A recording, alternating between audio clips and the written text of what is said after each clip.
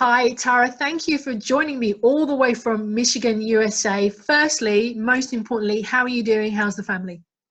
Yeah, it's good. I mean, everyone is very scattered at this kind of time. Obviously, it's crazy for everyone, and it's good that everyone's staying a good social distance away from everyone else. So, yeah, it's kind of crazy being out in the States whilst this has happened. I was kind of stuck out here. So, it's been definitely an eye-opening experience. I can imagine. Let's start with that actually. What is life like under lockdown in Michigan right now? Yeah, so they're pretty much as strict as they are in the UK. I mean, I've been reading up on how strict they have been with the lockdown in the UK and in London, especially where I train and where I live. Yeah, it's you can still go to restaurants to pick up food, but you can't dine in, and you can't play tennis at all because it's not considered social distancing because of the balls, like you share the same tennis balls. So it's been pretty sad for us tennis players being kind of locked out of our sports whilst we have all this time at home. But I guess it's really nice to sort of have time at home. We've never had a time like this to spend at home and be with family and friends this long. So that's been really nice for everyone. Absolutely, I concur with that 100%. But for you, Tara Moore, professional tennis player, also a dog mum, which I can empathise with. I was a dog mum up until a few years ago. Maybe we'll talk about that in a little bit later. But I think I also see you as an activist as well. Where has this come from? Where has this voice come from, wanting to speak on behalf of the lower ranked players?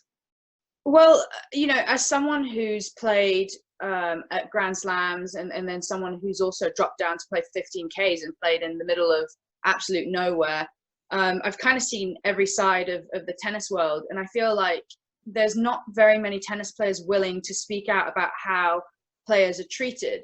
Because in the press and in a lot of the sort of news articles, it's seen as very glamorous, which is a side that, yes, it can be very glamorous if you're playing the Grand Slams week in, week out, playing the big tournaments. But at the same time, if you're playing 15Ks in the middle of Turkey or Greece or something like that, that it's not as nice as it is being portrayed, that's for sure. So I've just kind of taken this time. I've looked back on my tennis career as I've played for so many years. I've been in tennis for at least 14 years. And I just thought, I'm bored at the moment. I know a lot of players are bored at the moment. And what a better time to do than just use this time to be able to come back to a better tennis world. I feel like there's so many things that tennis can improve on. And it already has, sort of, with equality of pay and stuff like that. But there's so many little things that tennis players find really important. But I feel like the organizations oversee because they don't get to see the nitty gritty that we see every single day. So I just wanted to use this time as best as I could. You've talked about traveling around the world, traveling in random places. Where were you when the decision was made to bring in the lockdown around the world? Where were you? Where were you playing? Wow, that is a good question. I can't even remember anymore. I think I was in the States. So I was still in the States, but well, the last tournament that I played was in Vegas. So I've actually had a lot of shoulder problems the last couple of years. So I was looking to have shoulder surgery, but I just could never find the right time because it was always one of those where it didn't hurt so much where it would stop me from hitting ground strokes, but I couldn't really serve that much because it would just get very sore and I wouldn't be able to lift my arm. And then literally the day before lockdown started, I decided to go get surgery on my shoulder, and it's kind of turned out to be really good timing for me. So I was in Templeton, California at the time getting surgery, and then the next day they said that lockdown was going to happen in about 2 days or so. So I literally flew back to Michigan and just hunkered down here for a while. So been quite lucky. Indeed, because I was reading some of the stories of some of your colleagues out there when lockdown was happening in various parts of the world. They literally had a day's notice to get back to their respective homes. And then it was thinking, well, actually, as a self-employed person, that's it now. My income has pretty much gone. I don't know when the next tournament's going to be. I read stories where some players were literally halfway through a match and were told to halt the match straight away and then get their stuff and head to the airports because travel restrictions were coming into play. as a player yourself, could you understand what that person would be going through at that time? Yeah, I mean, it had to have been crazy for them. I spoke to a couple of friends. One was in South Africa, one was in Brazil, and they both said that it was just literally, they finished their match and they came off court and the supervisor came up to them and said, this has happened, lockdown's going to happen in a couple of days. I suggest that you guys go back to your respective countries. And a lot of players were just left stranded because, you know, flights at last minute, especially when something like this has happened, is the price of flights just went up so quickly. And a lot of players were very upset and distraught and didn't know really what their next move was going to be. So I felt like a lot of the players were just left to just, you know, the ITF just came over and was like, hey, bye, see you guys in like however long this is going to be. And I feel like that's something that I'd really like to change within the ITF, especially just better communication towards players. I think that's something that they can improve dramatically within just doing little small things that will make players so much happier. So because you're running for a place on the ITF Player Council, was that decision made because of recent events over the last weeks, or was this something you've been thinking about for some time? Well, the Players Council idea has been in the works for about a year or so. A player named Anna Vrilic, who's retired now, but she's been a big advocate on trying to push the ITF, especially. As a female player, we play mostly on the ITF tour, and with the men's side, they play mostly on the ATP tour. So it kind of separates and differentiates in that kind of sense. But for the ITF, yeah, Anna Vrilic has been pushing for a Players Council just so that we have a sort of voice, as they do on the WTA and as they do on the ATP. They have a council or a gathering of players that sort of put their input in and voice concerns from other players and listen to other players with what they hope and think they can change. So it's kind of not been my idea to create a Players Council, but I definitely think it's a great idea, and I think that it's a small step in the right direction, that's for sure. Absolutely. What do you think you could bring to that council? I'm definitely outspoken, that's for sure. And I think that being from a Grand Slam country and seeing the other side of players, like a lot of my friends don't play for Grand Slam countries. They come from much smaller countries with a lot smaller budget than, say, Great Britain would have. So I feel like I could understand and sympathize with them with how they're feeling and how they're treated within the tennis community, because I feel like their voices are just lost within this huge sea of tennis players that it's kind of like a factory almost. Like if we don't play, there'll be another generation of players that will keep playing. So there's never sort of a time like this that we just stop and think, okay, how can the tennis tour improve? How can we make this a better place to come back to? Because right now there's so many things that are just subpar, you know, small things like tennis courts being at tournaments cracked, not playable, but yet tournaments are expecting you to warm up on them. Not being able to access a tennis facility unless you're staying at the official hotel, which sometimes can cost over $150, $200 a day when we're earning not even, you know, $50 a day. Stuff like this, not having new balls to practice with, not having transport whenever you want to go back to a hotel after you've played a long 3-set match.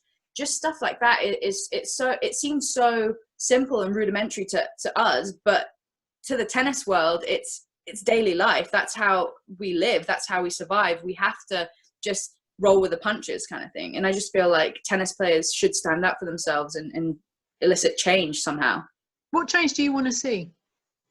I'd like to see the governing bodies really look after tennis players who invest and give their time to tennis. So let's say putting aside a small pot of funds that will fund a pension scheme for tennis players, for example. Like let's say you spent 10 years in a sport. After I quit tennis, let's say I've spent 10 years in the sport, I've traveled all around the world, I've spent all of my money, I've supported tennis, I've advocated for tennis. I'll come out of tennis with nothing to show for it, pretty much. Unless you've been top 80 in the world, you really don't have anything to show for it. I think that's something that I'd like to change. I'd like tennis to give back to the generation as well. I feel like that's something that's not happened, and I feel like if we all voice this opinion and we all come at it as one voice and one loud voice, I feel like they'll have to listen to us. You talk about a chorus of voices, lots of voices coming together. That's been growing over the last few days or so, even weeks, because there's talk about the Players Relief Fund. Novak Djokovic and Rafael Nadal and Andy Murray and Roger Federer have been talking about the distribution in terms of prize money, looking after the lower ranked players and so on and so forth. And I'm sure that, you know, there's voices within the women's game as well. Do you think this is, though, on the negative side, this is long overdue? Do you think these conversations should have been happening at least 5-10 years ago? I think players are so used to just going out and playing tennis because that's our job. We just want to play tennis. So all of the nitty gritty we kind of just put to the back of our mind. And at the moment, we've had this really strange period of time where we kind of have to think about this because we don't have tennis to play at the moment. So I think it's really great that Novak Djokovic has come out and spoken for the lower ranked players, but I don't feel like it's up to the players to support lower ranked players. Like, this is where the big misconception is between fans and people. I've got a lot of hit back from the fans on social media with sort of them saying, why would the top players support lower ranked players? Like, they've earned this. I completely agree. I don't think that the players should, they don't need to donate their money. I wouldn't expect them to. It's their money. They should choose who and when to donate to. And I think there are a lot of funds that they are donating to in their spare time. And I don't deny that. But the thing is that the distribution, as you said, of prize money is just so vast. At the top level, it's sort of like 80% of the prize money is being given to the top level of tennis. And that's where they see that glamorous side of tennis. And that pot of money is so large that it's sort of killing the lower ranking of players, because it doesn't, for us, it's kind of, let's say, for example, in a Grand Slam, you have, let's say Wimbledon earns £100 million from Wimbledon. Only 14% of that revenue goes back into players' prize money. So 14% of the prize money goes to the winner, let's say the winner, the finalist, the semi-finalist, all the people that play in the tournament. But if Wimbledon wanted to give back to tennis, or French Open, or US Open, or Australian Open, they could take another 10% from this revenue, which is not a big amount, and invest it back into the ITF routes. Because at the end of the day, Grand Slams are ITF events. So this could easily happen. I just think that people aren't educated enough on what's happening with the prize money. So I think there's a lot of hit back and a lot of backlash with the sort of, oh, players should donate their money. No, players shouldn't. I think the organizations should reinvest their money better, and it will grow tennis. But if a player wants to donate, this was the argument I was making when we were talking about footballs. If a footballer chooses to, then why should we deny that? We shouldn't force, though, somebody to do it. And you talk about the backlash. We've seen Dominic Thiem has been very open and honest. I didn't necessarily agree with what he said, but he was speaking from his place of what he thought, and he's had a little bit of a backlash from that. And I think it really highlights how complex tennis is in terms of the politics. If you were elected tomorrow, what would be the first thing that you'd want to sort out? I definitely just want to give everyone a voice. I think I'm someone that's very contactable. I feel like if you, whatever your ranking is, whether I know you or not, I just want you to contact me and tell me your ideas and thoughts and how you think that tennis can get better. And I feel like if I can sort of channel all of those voices together and really come into meetings with one, with like a couple bullet points of what players think that can improve on the tour, I feel like that will make a big difference.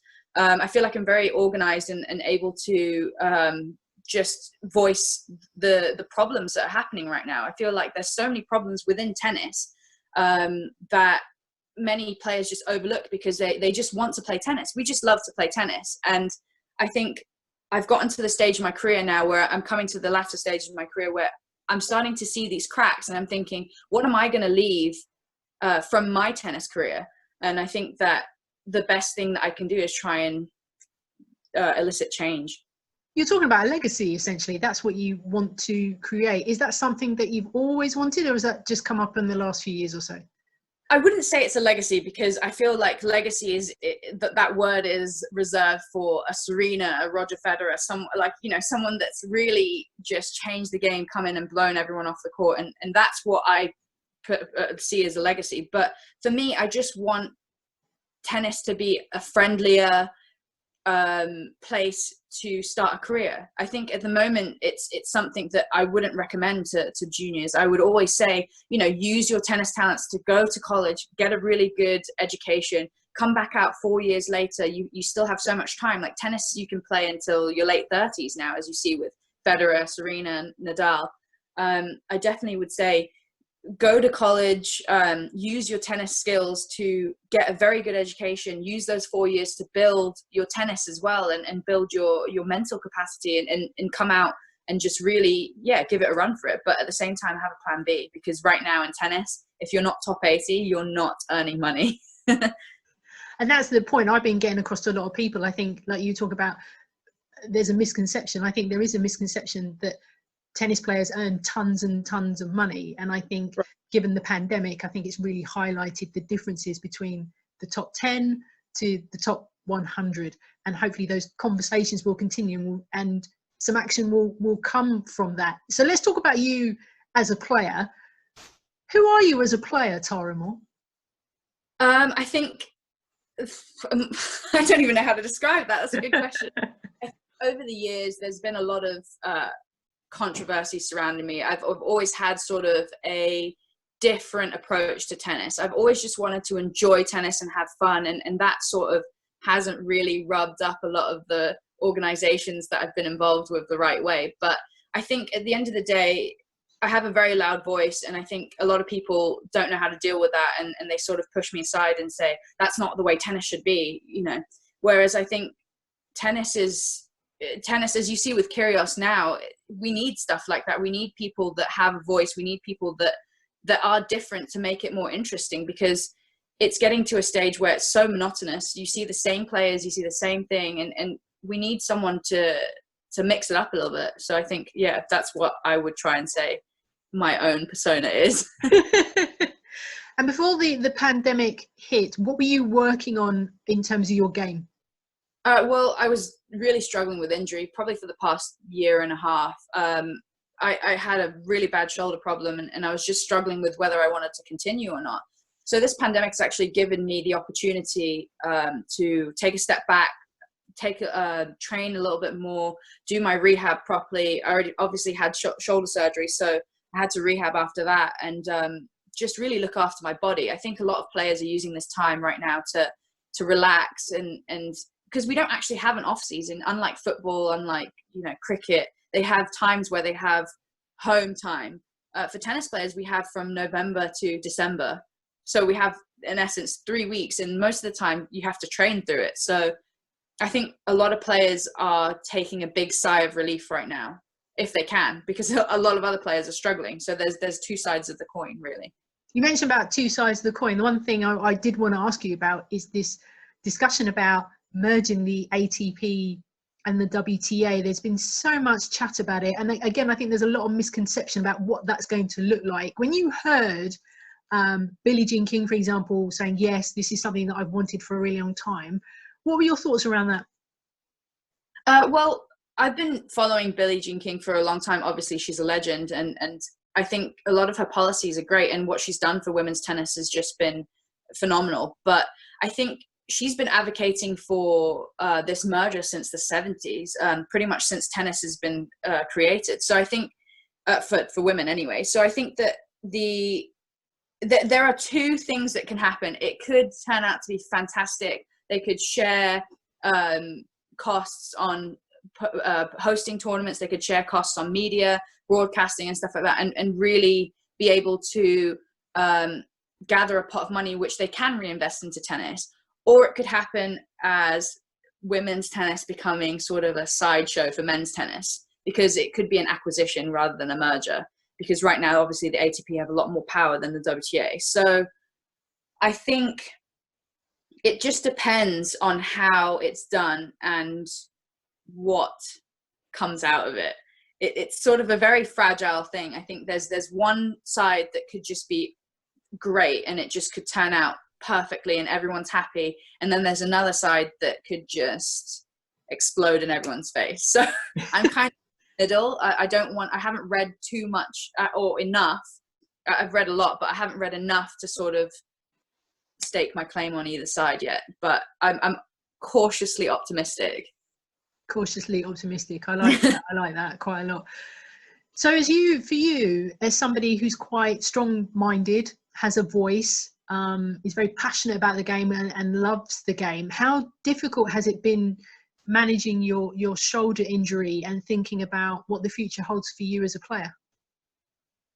I think all tennis players struggle with injuries. All tennis players struggle with, loving the game at some stage. I feel like it's not spoken about enough where a lot of players are struggling a lot of the year that they're playing on the tour, mentally, physically, financially. So there's always factors that could pull you away from the game and pull your love away from the game. And I think that the most important thing is, again, to rather than thinking about winning or losing all the time, just think about what you're doing and how different it is from anything else that you could ever witness in your life. I think that that's something that you have to focus on as a tennis player, because sometimes it is dire out there, I tell you that. But yeah, a lot of players struggle with mental health, and I think that that's something that needs to be spoken about more, and yeah, definitely. You talk about the mental health side of things for you. I mean, you've been asked this so many times, but I'm keen to ask you this anyway, about that comeback that you made against Jessica Ponce. You talk about mindset, the fact that you were match point down and you went on to win in 3 sets. I mean, where to start with that? You're on the verge of exiting the match and somehow you managed to turn it around. I mean, don't give away any trade secrets, but does it still surprise you to this day how you managed to win that match? I should explain for those who don't know. So you were trailing 6-love, 5-love, and then you went on to win. I think you lost the first set 6-love, and then you won the second set as a tiebreak 7-6, and then eventually winning 6-3. Right. I mean, Tara, don't give away any secrets, but I mean, I just cannot get my head around. I mean, congratulations first and foremost, but that's amazing. Does it still make you go, oh my God, how did I manage to do that? Yeah, if I could definitely bottle that sort of. You should sell it. I would sell it, yeah, for a very high price. But yeah, no, I think it's something that I was going through a really tough time in my career. I was confused with whether I wanted to play anymore, what I wanted to do. I sort of played really well for a couple of years back in like 2016, 17. And then I had a huge slump after that. And yeah, I mean, last year was definitely a year where I thought, is this really what I want to do anymore? I'm coming to, I'm 28 this year. And I think that's, to me, very old for a tennis player. But not anymore. Not anymore. I'm not as physically strong as like Serena or Roger. So I would say for me, 28 was a very, like an older age for tennis. And I think I just thought, I'm going to enjoy this year. I'm going to really try and play every single match. And to be honest with you, I honestly don't know how I went down 6-0, 5-0, because I felt like I was playing well. I was competing. I wasn't upset about anything. I went into the match with good mindset. So she played really, really well to go up 6-0, 5-0. And then I just kind of clawed my way back in one point at a time. And I think that's what's so special about tennis. There's always a way, just one point at a time, just get your momentum back. And if you can get that momentum back, it's a different story. So yeah. And the person you played, you had a lot of praise for her afterwards, for Jessica. Have you played her since? I played her before. So funny story, before the tournament started, one of my friends was doing the drawing. Like you pick the drawers, like the players out to put them in the drawer, to place them in the drawer. And she was about to go upstairs and do it. And I just said, please do not let me play Jessica Ponce. Anyone else, I don't care, but I do not want to play her. And she's like, yeah, I'll try. And she ended up drawing us for singles and doubles. So I ended up playing her against her in singles and doubles. And obviously when I was 6-0, 5-0 down, I was thinking, yep, Jessica Ponce again. Like, she's a very unorthodox player. She's got different strokes. They're very, I don't know. You just have to Google her. If you haven't seen her play, you have to Google her because I'm always in awe of her. Yeah. And what's your style as a player? Are you a counter puncher? Are you a defender? Or are you an attacker? I think I'm an attacker. I'm quite like big, so I don't feel like defending is very useful for my body type. So I definitely want to be on the front foot, that's for sure. Well, and you talk about your love for tennis, but of course you love tons of stuff outside of tennis. I mentioned in my introduction you're a dog mum. Tell me all about him or her. What do you have? How old? Right. So a couple of years ago, I was really sad with tennis, and I didn't really know what I wanted to do. And I decided to get a puppy. I don't know if that's dumb or smart, but I think I got really lucky with the puppy lottery because he travels well. So he comes with me to most tournaments. Most of the players know him. And he's just a great dog. Like he's not fussy. He just gets on with what he's doing. He can be alone. He can, when I'm playing tennis, I leave him on the side of the court on a little blanket with his like toys, and he just sleeps the whole time. He's great. Pardon? What breed is he? Oh, he's a French bulldog. Oh. I had an English bulldog.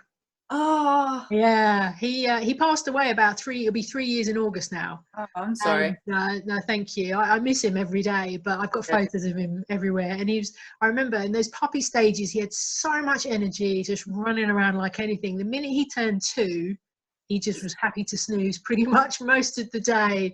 And French bulldogs I love the bulldog breed anyway. Yeah. French bulldogs and their ears, they're so cute. Yeah. So cute. I've literally been holding off, like trying so hard not to get another puppy during this time because I've been thinking, Pablo's always alone, and then all my friends are always like, well, Pablo likes being alone, so don't do that to him. I'm trying to hold off. Good choice, French bulldogs. Bulldog breeds are the best. Yes. I'm extremely biased. I also saw on your social media you like sending cheesecakes or cakes to friends. Yeah. Tell me about that. So, like, we have a little group chat, and Eden Silva and Beth Gray, they were feeling really down, and Sarah Beth Gray, we call her Beth, but I don't know why. And they were just feeling really down. And again, it's coming back to the mental side of tennis. I think this lockdown's been really hard on a lot of tennis players. We're so used to being outdoors all the time, and then suddenly we're not allowed to even, go outdoors. So they were feeling really depressed, and I just thought, okay, what can I do to make them feel better? So the only thing I could think of was, what would I want, which would be food. So I just sent them some Uber Eats. So yeah. I love it. Mine's a vanilla cheesecake, if you feel like okay, something out for me one day. That'd be great. And I just want to also, just very quickly, just off tennis for a second, just talk to you about football, because I know you're a massive Manchester United fan. I don't know how much you've been keeping across the debate that's going on about the Premier League and the Championship, and if football should come back. Do you have any thoughts whether or not, let's focus on the Premier League because your team's Manchester United. Do you think that it's right that the football season tries and finishes its season, or do you think they should scrap it? As a fan, and as a Manchester United fan at this time of the year, and our form's been so good coming up to the break. It was really good. It was great for us to start up again, because maybe we can get some Champions League football this year for the first time in a while. But I think as a sports person, I'm not sure, just because there's so many people on the pitch. There's referees as well. There's officials, there's ball kids that they have, there's obviously team members, there's just so many people and there's so many variants, and I just think, is it safe? I'm not sure. I think the safety of all sports people should come first, and I think that's I'm sure they're thinking of that before anything else. So I hope it can come back, but again, I'm not sure. I really don't know. Well, Tara, thank you so much for your time today. I really, really appreciate it. And I wish you all the best. By the way, how's the shoulder now? Are you getting better on that side of things? Yeah, I can lift it above my head now, which is just, I haven't been able to do that for a couple of years. So I'm happy with that.